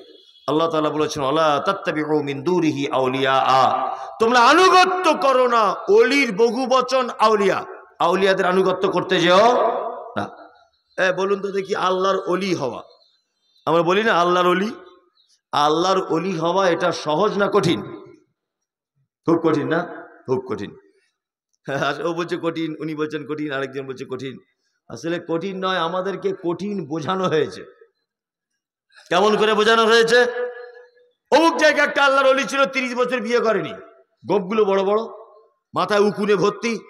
কি বলছে বুঝতে পারছেন না? নদীর পাড়ে বসবাস করত, একটা ঠ্যাং গাছের উপরে বাঁধা থাকতো, এ আল্লাহর বড় ওলি। এইভাবে আমাদেরকে ভাবারও হয়েছে। ভাবানো হয়েছে না? ভাবানো হয়েছে। অমুক জায়গায় আল্লাহর ওলি ছিলেন, 3 বছর যাবত পানি খায় না, আল্লাহর ওলি। ভাবানো হয়েছে আমাদেরকে। অথচ পৃথিবীতে সব থেকে সহজ এবং তাড়াতাড়ি হওয়া যায় আল্লাহর ওলি, আল্লাহর বন্ধু। আত্মীয়তার সম্পর্ক ভালো রাখুন, জাকাত বুঝে দেন, টাইমে সালাত আদায় করুন, মাহে রমজানের সিয়াম পালন করুন, দান সাদকা করুন, আল্লাহর বিধান মতো চলুন, আপনি আল্লাহর বন্ধু। তার মানে আল্লাহর ওলি হতে গেলে আলাদা কোনো উপাধি, আলাদা কোনো স্কুলে গিয়ে সার্টিফিকেট নিতে হয় না, কোন স্কুলের সার্টিফিকেট নিতে হয় না। আল্লাহ সুবহানাহু ওয়া তাআলা বলছেন, ওয়ালা তাত্তাবিউ মিন দুরিহি আউলিয়া কলিলাম মা তাযাক্কারুন। আর এই সব ব্যাপারগুলো অল্প সংখ্যক মানুষ বোঝে। আল্লাহু আকবার। যারা চলে যাবেন খুব তাড়াতাড়ি চলে যান, আপনি চলে গেলে আমার সুবিধা। আমিও চাইছি আপনি চলে যান, আমার তাড়াতাড়ি হবে। এখন আদায়ের কথা বললে আর 5 মিনিট লাগবে লোকগুলো পালাতে, না? আমি তো বুঝি, প্রতিদিন তো আমার এই কাজ। মানসুর ভাই বছরে একবার জলসা দিচ্ছে, আমার প্রতিদিন। সবাই জেনে গেছে, লাস্ট বক্তা মমতাজুল ইসলাম আদায়ের কথা বলবে, একটা পিঁপড়ে পর্যন্ত থাকবে না, সব পালাবে। ওই জন্য যাই বলছি তবু লোকগুলো বসে আছে, আর 2-10 মিনিট বলি, তারপরে সব বাড়ি চলে যাবেন। 1টা বাজলে ছেড়ে দেবো, 10 মিনিট আছে।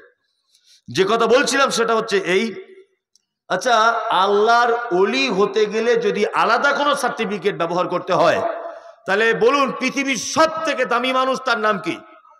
মুহাম্মদ সাল্লাল্লাহু আলাইহি সাল্লাম।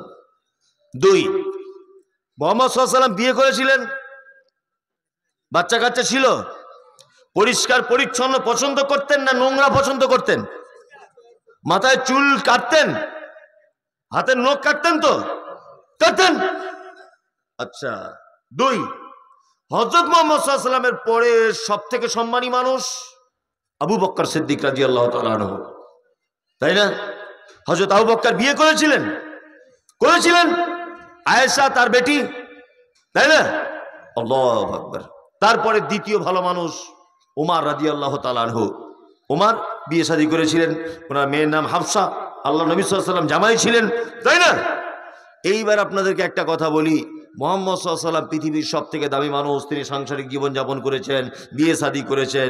আপনার একটা হাদিসে ছেঁড়া পাতাতে দেখাতে পারবেন যে আল্লাহ নবী সাল্লাল্লাহু আলাইহি ওয়াসাল্লাম জীবনে বিয়ে করেনি, বড় বড় গোঁফ ছিল, মাথায় উকুন, গায়ে গন্ধে ভর্তি, একটা ঠ্যাং গাছের উপরে বাঁধা থাকতো, এইসব সাহাবীদের জীবনী থেকে পাওয়া যায়? হ্যাঁ, পাওয়া যায় না। অথচ তারা বড় বড় আল্লাহর ওলি ছিল। কিন্তু বর্তমানে আল্লাহর ওলি, উড়িয়ে বাবা, এক এক অলির এক এক কেরামতি। আরে যারা অলিদের কেরামতি বর্ণনা করে এরা হচ্ছে বিশ্বের 1 নম্বর চিটার। মানে চিটারের যদি নোবেল পুরস্কারের ব্যবস্থা থাকতো তাহলে প্রত্যেক পীর সাহেবরা নোবেল পুরস্কার পেত। মানে চিটারির যদি নোবেল পুরস্কারের ব্যবস্থা থাকতো, প্রত্যেক পীর সাহেবরা চিটারির নোবেল পুরস্কার পেয়ে যেত। এই দেখুন একটা কথা বলি, আল্লাহর ওলির বক্তব্য দিচ্ছে আর বলছে, আব্দুল কাদের জিলানী বন্ধুরা আমার, এত বড় আল্লাহর ওলি ছিল, মায়ের পেটের ভিতর থেকে যখন বার হয়েছে, 20 পারা 15 পারা 19 পারা কোরআনের হাফেজ হয়ে তবে বার হয়েছে। বলছে নারে তাকবীর, আল্লাহু আকবার। শালা এটা কি কোনো বক্তব্য? তোর পাছায় লাত্তি মেরে তোর একদম ফেলে দেওয়া স্টেজ থেকে, বদমাশ কোথাকারে। আচ্ছা, বক্তব্য কি? বন্ধুরে আমার, অমুক জায়গায় একটা আল্লাহর ওলি ছিল, জঙ্গলে বেড়াতে গিয়েছিল, সুন্দরবনে বেড়াতে গেছেন, ছোট নৌকা করে সুন্দরবনের অলিগলি ঘুরছেন নদীতে। হঠাৎ করে একটা বাঘ এসে ঝাঁপ দিয়ে দিল। কিসে? না ওই আপনার নৌকার উপরে। হুজুর তখন বলছে, যাই হারাম করে কোথাকার, আমি পীর সাহেব, তুই আমার নৌকায় ঝাঁপ দিলি কেন? বলছে হুজুর ভুল হয়ে গেছে, বুঝতে পারিনি। আচ্ছা, আমি এই গ্রামের প্রধান বক্তা, ধরে নেন আমি এই গ্রামের প্রধান বক্তা। আমি রাস্তা দিয়ে আসছি, একটা বিষধর সাপ ফনা তুলেছে এরকম করে। আমি যদি তাকে বলি, এই বেটা বিয়াদব, আমি প্রধান বক্তা, তুই চিনিস মমতাজুল ইসলাম, বলুন তো ও কি বুঝবে? মমতাজুল বরঞ্চ বড় পাঞ্জাবি দেখলে আরো তেড়ে আসবে।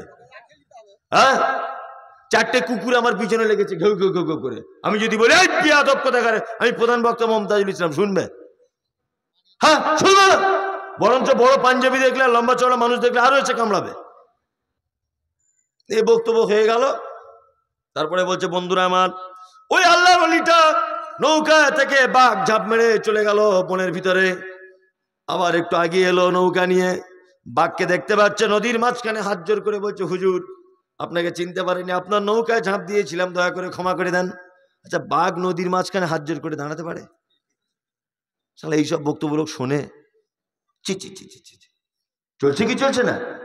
আল্লাহর ওলিদের ঘটনা। আল্লাহ সব গাঁজাখড়ি কথা, সব গাঁজাখড়ি কথা। সুবহানাল্লাহ। মানে আল্লাহর ওলি হতে গেলে আমাদের একটা টেন্ডেন্সি এটা, যে তার ব্যাপারে একটা অলৌকিক ঘটনা কিছু বলতে হবে। কি বলে বুঝলেন? আর একটা চালাকি আপনাদের ধরিয়ে দিই, শিক্ষিত মানুষ 2025 সালে বুঝতে সুবিধা হবে। যত আল্লাহর ওলিদের এই ঘটনাগুলো বলা হয়, সব মরা ওলিদের। হ্যাঁ, জিন্দা ওলিদের ব্যাপারে একটা এরকম ঘটনা দেখাও না। সোশ্যাল মিডিয়া আমরা গিয়ে একটু ভাইরাল করে দিই। বলছে আব্দুল কাদের জেলানী এই হয়েছিল, খারা মঈনুদ্দিন চিশতি এই করেছিল। খারা মঈনুদ্দিন চিশতি বেঁচে আছে? হ্যাঁ, ওই কথা প্রমাণ করা যাবে?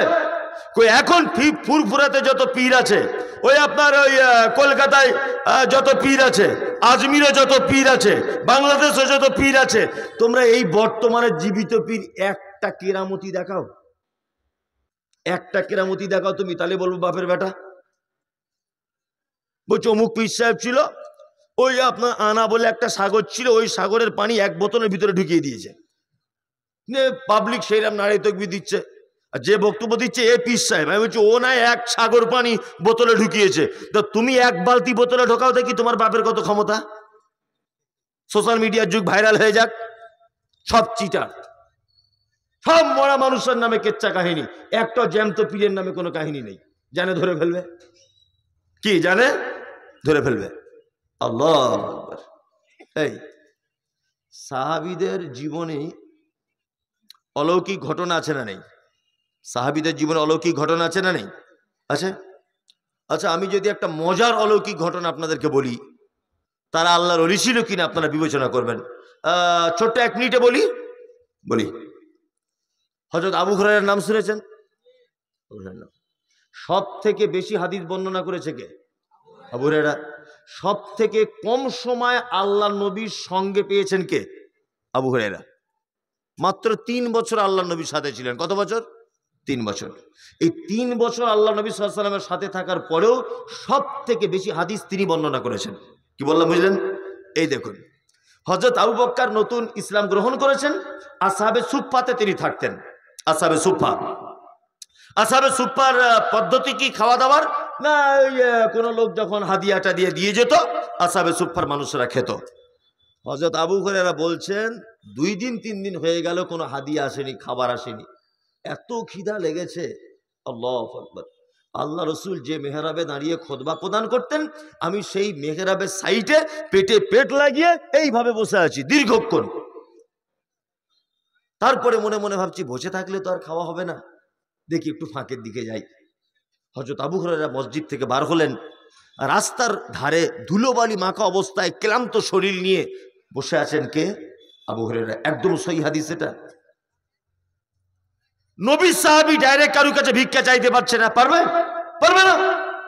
তখন মনে মনে ভাবছেন যে কি কৌশল করা যায় যে লোক যাতে বুঝতে পারে আমি ক্ষুধার্ত। আচ্ছা, আমি যদি এখন 3 দিন খেতে না পারি, তাহলে আমার গলার ভয়ে, আমার চোখ মুখ দেখে এই লোকটা বুঝতে পারবে না, একটা বিচক্ষণ লোক হলে, যে লোকটা নিশ্চয়ই ক্ষুধার্ত, ক্লান্ত, এটা বুঝতে পারবে কি পারবে না? পারবে। হযরত আবু হুরায়রা রাস্তার ধারে বসে আছেন। রাস্তা দিয়ে আসছেন কে? হযরত ওমর রাদিয়াল্লাহু, হযরত আবু বকর সিদ্দিক রাদিয়াল্লাহু তাআলা আনহু। যদিও তখন তিনি সিদ্দিক উপাধি পাননি, হযরত আবু বকর আসছেন, না সিদ্দিক উপাধি পেয়ে গেছেন। আবু বকর আসছেন। হযরত আবু হুরায়রা তখন বলছেন, ভাই আবু বকর, আচ্ছা কোরআনের এই আয়াতটা কোথায় আছে একটু বলো তো। তার মানে কি, আবু হুরায়রা বোঝাতে চাইছে যে আমার গলার কণ্ঠটা, আমার ক্লান্ত দেহটা আবু বকর একবার দেখুক, আমি যে ক্ষুধার্ত আছি এটা বুঝতে পারুক, আর আমাকে ডেকে নিয়ে ওর বাড়িতে নিয়ে যাক, কিছু খাওয়া দাওয়া করুক। হযরত আবু বকর ব্যাপারটা বুঝতে পারলেন না, কোরআনের আয়াতটা বলে দিলেন, চলে গেলেন।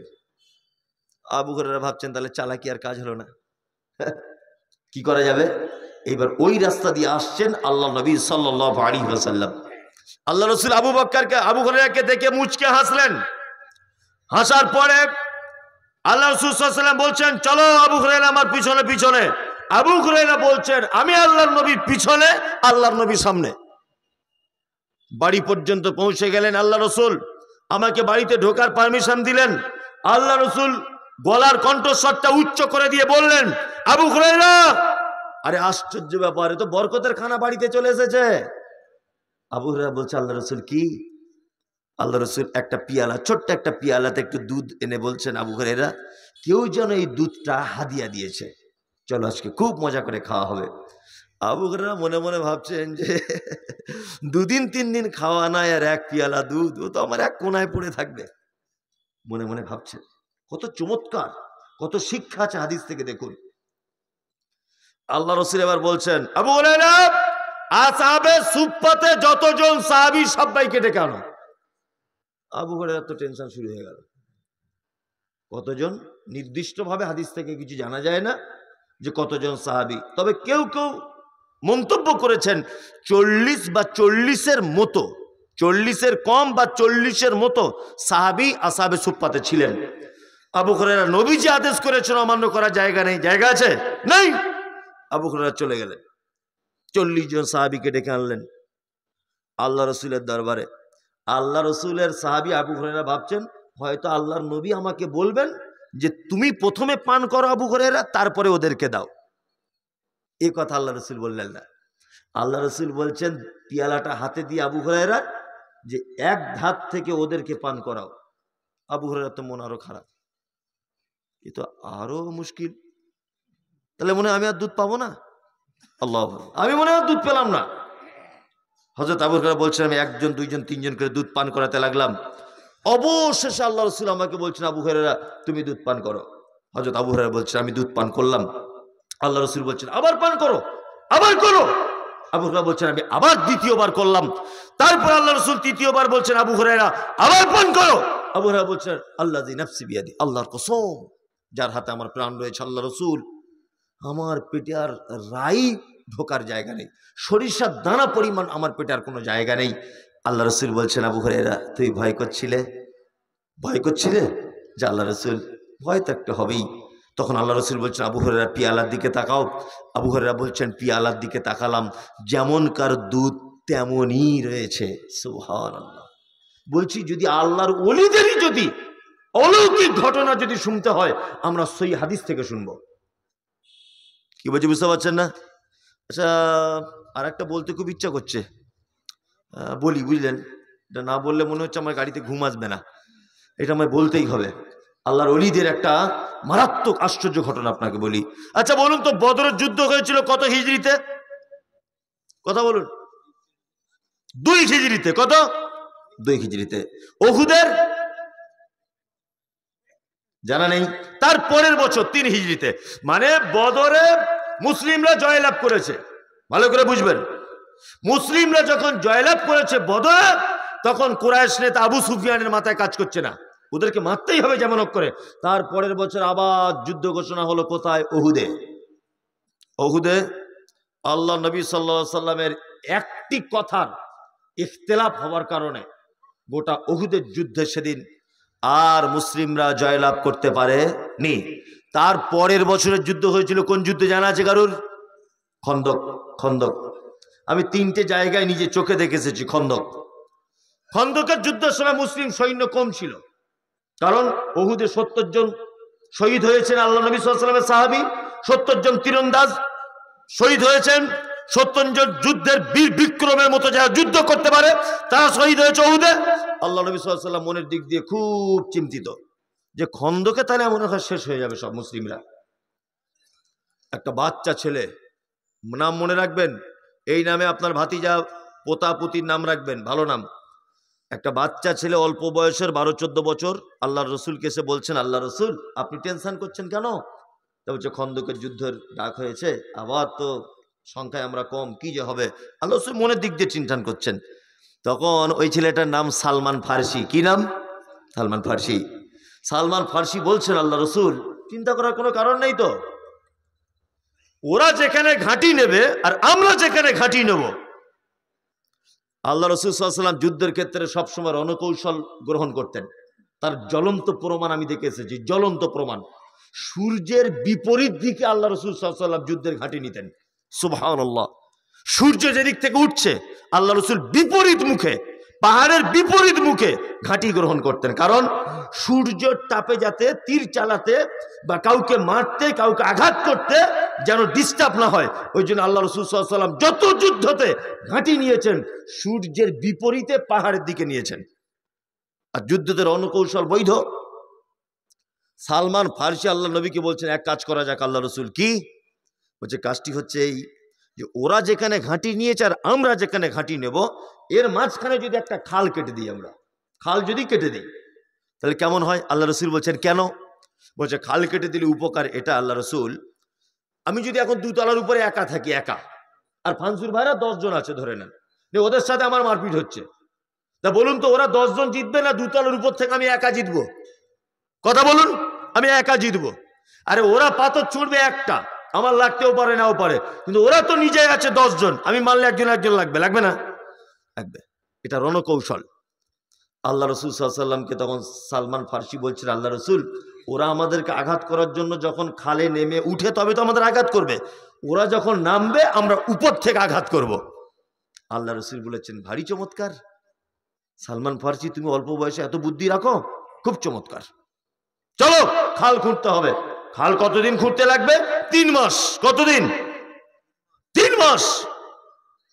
চলো দা কোদাল কুড়ুল যার কাছে গাইতি চাইতে আছে নিয়ে বার হও।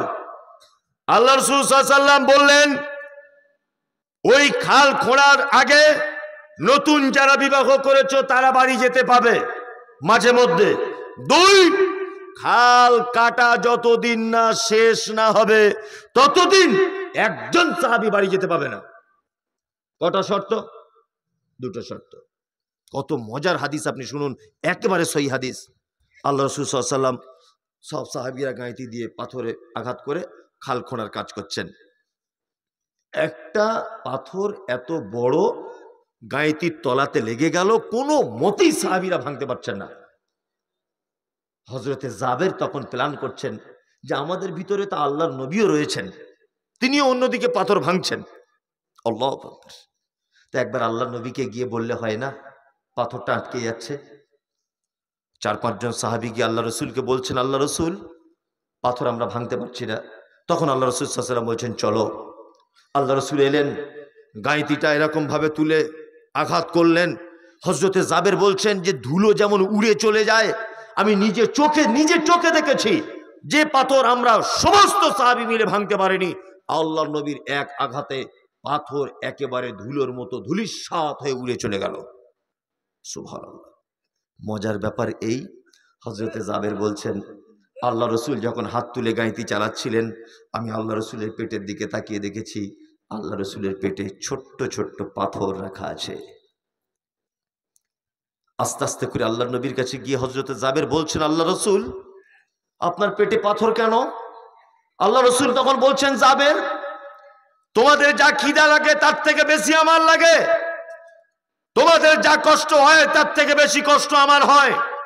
পেটে পাথর এই কারণে, এত ক্ষুধা লেগেছে পাথরটা রেখেছি এই কারণে যাতে একটু ভারী ভারী অনুভব হয়। সুবহানাল্লাহ। হযরতে জাবের বলছেন আমার পায়ের তলা থেকে মাটি সরে যাচ্ছে। হযরতে জাবের বলছেন আমি আল্লাহ রসুলকে বললাম, আল্লাহ রসুল আপনি একবার আমাকে অনুমতি দেন, আমি বাড়িতে যাব, একবার আপনি আমাকে অনুমতি দেন। আল্লাহ রসুল বলছেন জাবের যাও, বাড়িতে চলে যাও।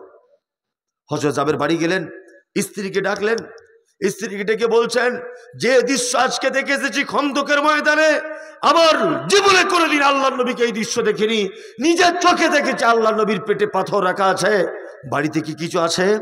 স্ত্রী তখন বলছে একটি বকরির বাচ্চা আছে, বাচ্চা বকরির, আর দুটি বাচ্চা ছেলের মতো জবের আটা আছে, রুটি পাকানো যাবে।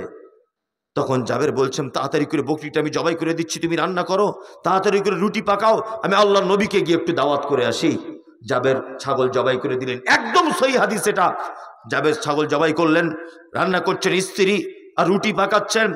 স্ত্রী তখন বলছেন যে আল্লাহর নবীকে একা দাওয়াত করবেন না, সঙ্গে 2-4 জন সাহাবীকে ডেকে আনবেন, তাহলে তারাও একটু খেতে পাবে।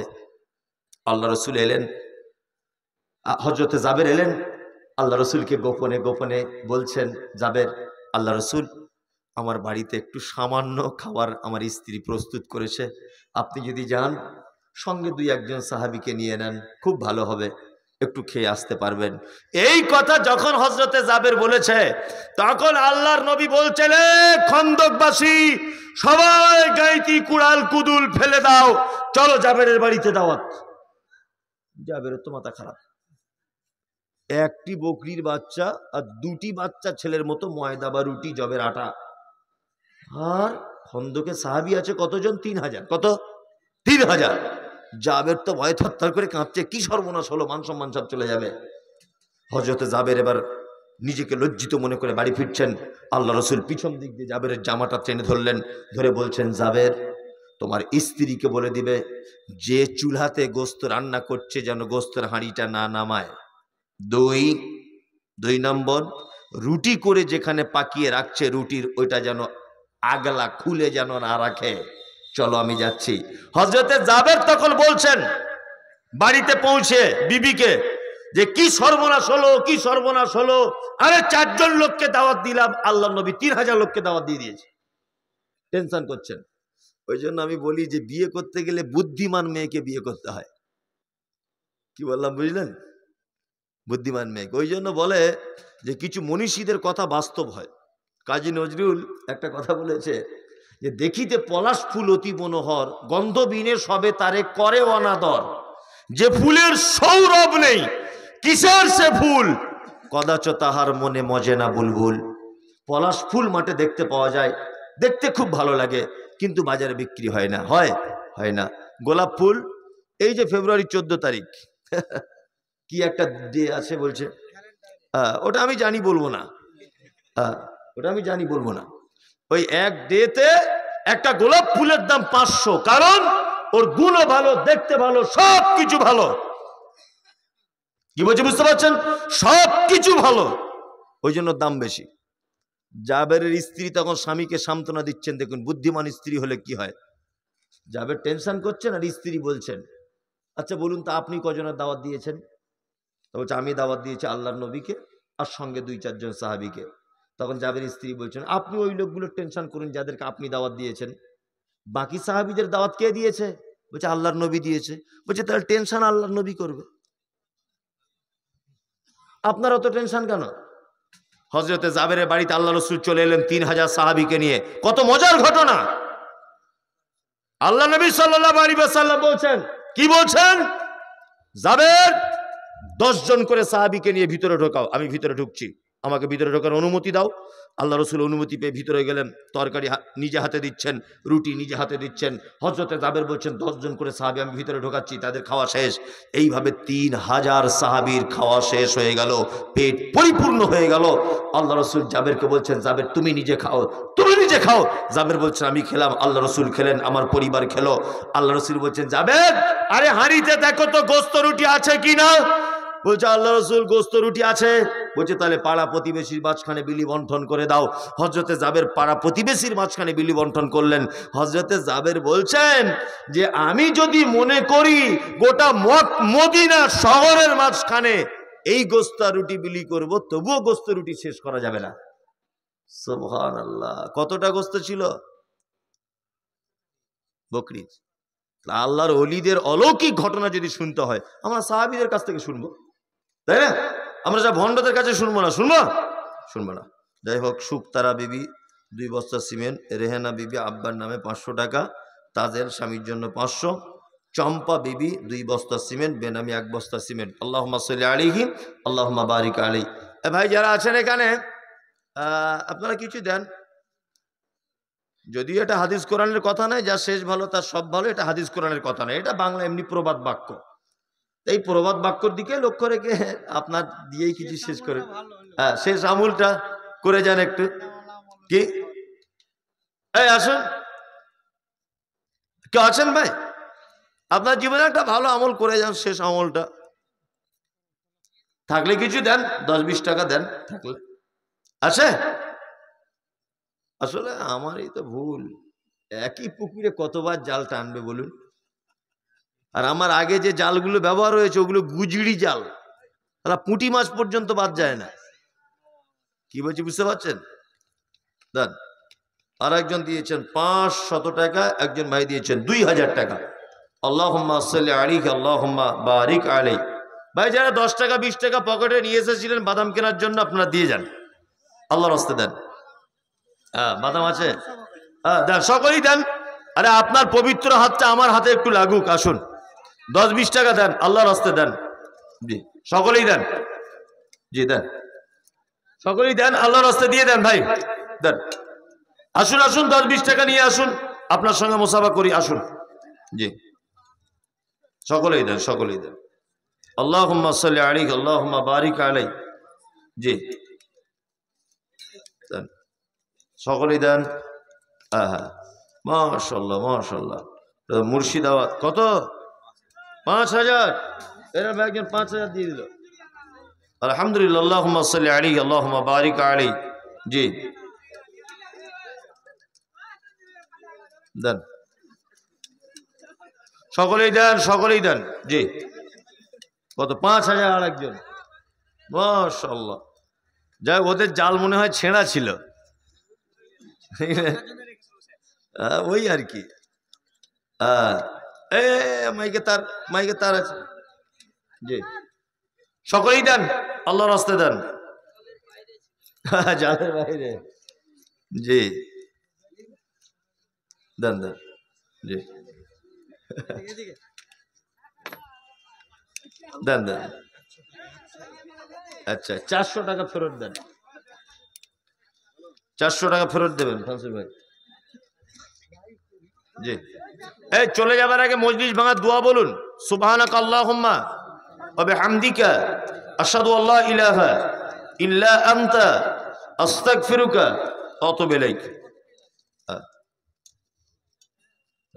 আর কত দিবেন? ফিনিশ, ফিনিশ না।